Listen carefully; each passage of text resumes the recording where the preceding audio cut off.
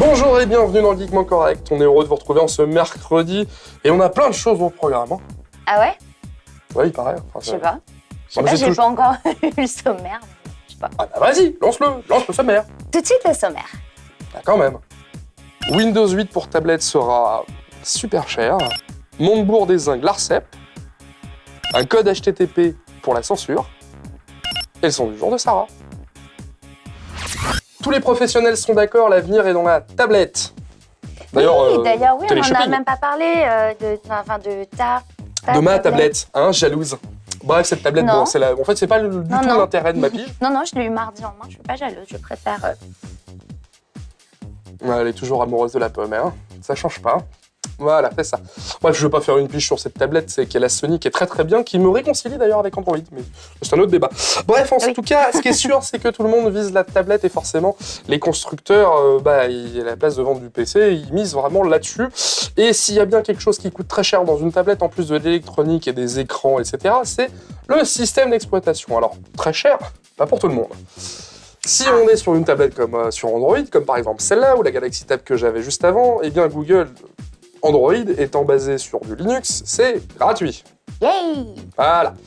Sur ta tablette que tu as là, on ne sait pas, étant donné que c'est du full propriétaire, donc iOS a un certain prix, mais c'est intégré. Donc potentiellement gratuit. Oui, il faudra dire ça aux développeurs qui se sont cassés le cul pour le designer.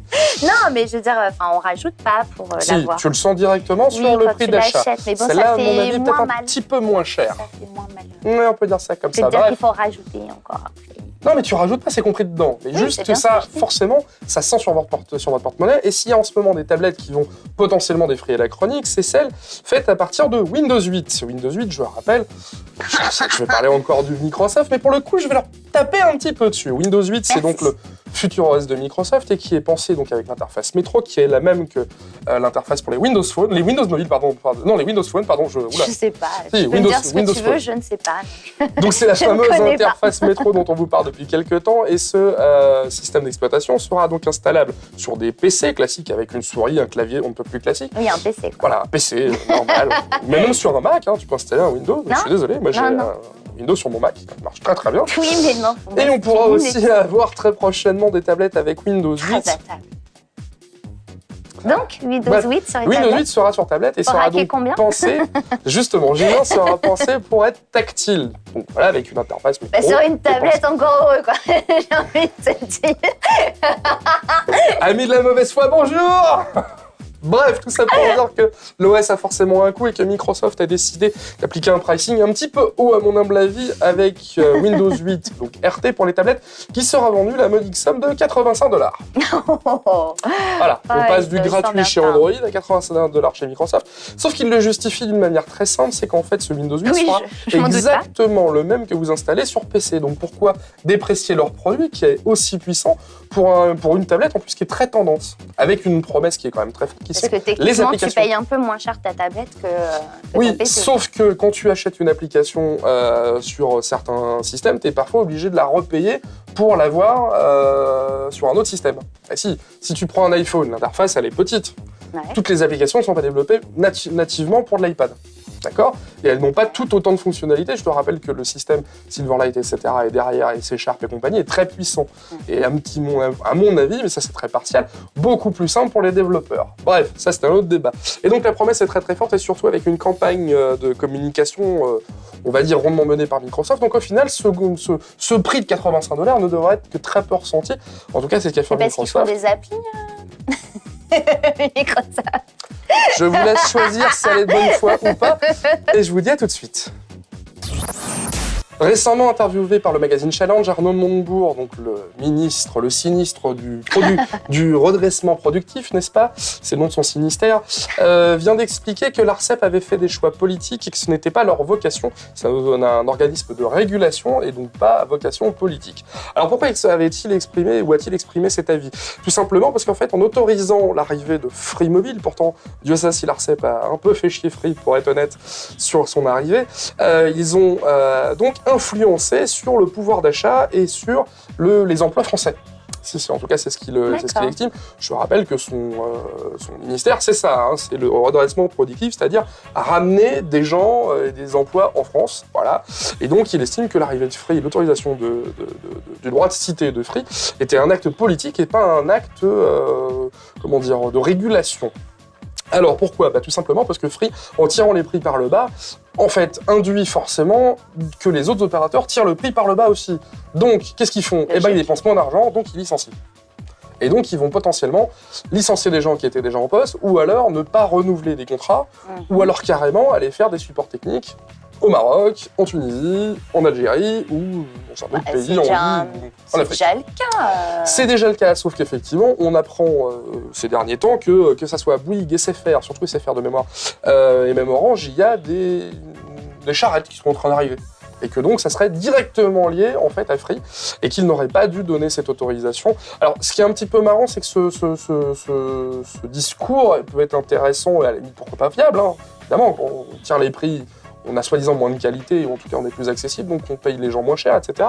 Ça pourrait être valable. Ce qui est assez amusant, c'est de savoir que Nicolas Sarkozy avait tenu à peu près le même discours il y a quelques temps. Si, je vous assure. Il avait pris cet exemple en parlant de Free lors d'un colloque à Bruxelles.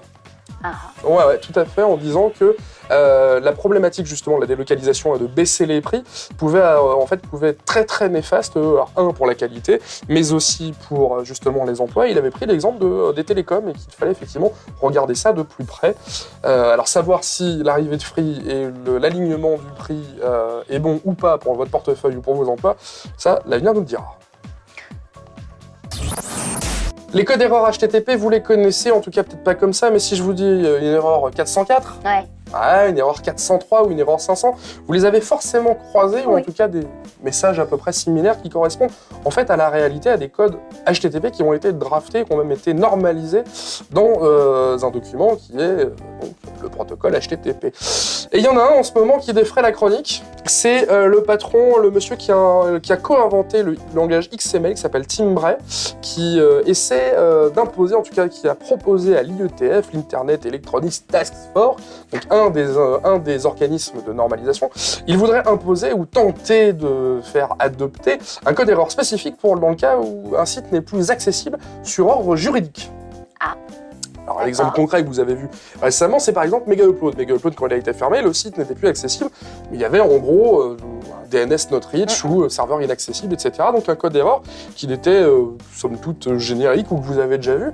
Mais il voudrait qu'il y ait, par exemple, un code d'erreur très spécifique qui soit le 451 et qui voudrait dire « ce site a été fermé pour raison juridique ». Donc ça peut être très très bien, par exemple, dans le cas de pédophilie, pour dire on a fermé ce site, etc. Sauf que forcément, quand c'est quelque chose comme Mega-Upload, ça peut permettre de tirer un peu la gueule ou de taper allègrement sur les faits américains ou sur tout organisme justement qui a envie de censurer ou pas, en tout cas de cause ou pas. Alors pourquoi 451 ? 451, il faut savoir en fait que c'est lié à un film qui s'appelle Fahrenheit 451. C'est pas une blague, et en fait dans ce film, enfin c'est un bouquin, pardon. C'est fait référence à un bouquin où l'autodafé est une pratique courante pour empêcher les hommes d'accéder à la connaissance par le biais des livres, dixit nos amis de Clubic.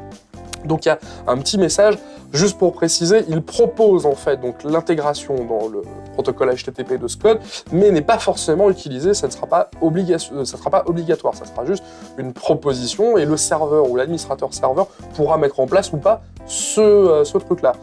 On imagine que dans le cas de trucs positifs, ça sera utilisé, et dans le cas un petit peu limite, on laissera un bon vieux 404 ou un bon vieux host not reach. Bref, l'avenir nous le dira encore une fois. Et aujourd'hui, pour la presque...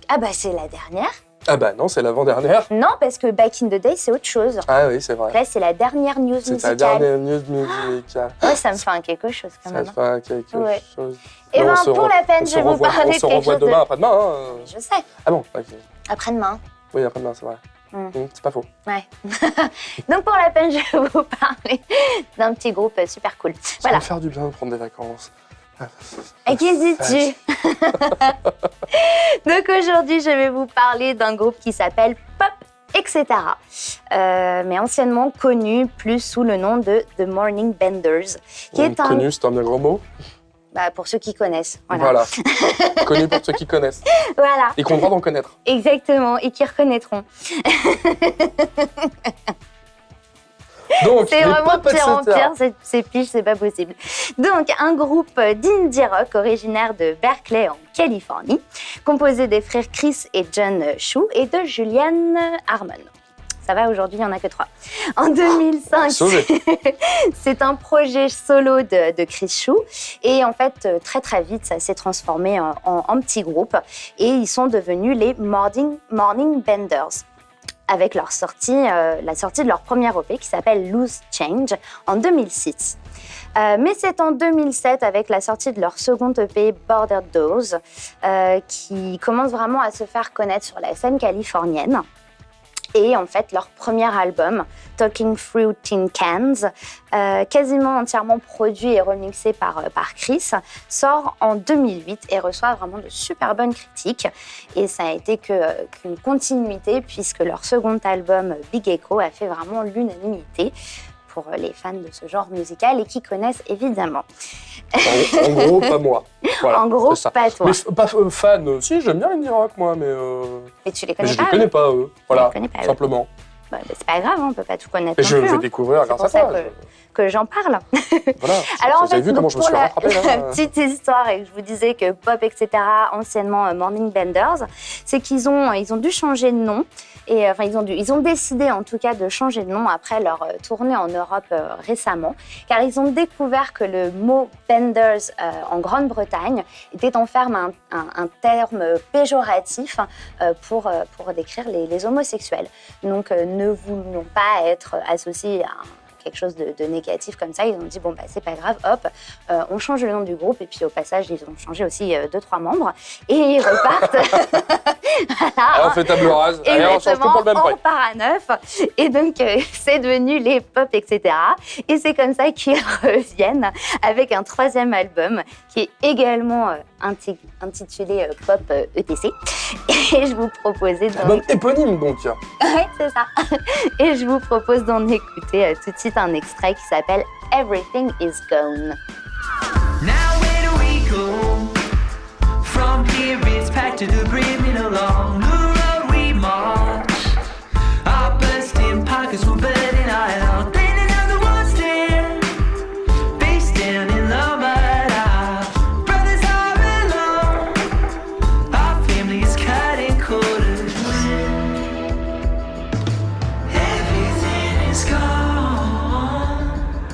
Well, we still wonder what went wrong.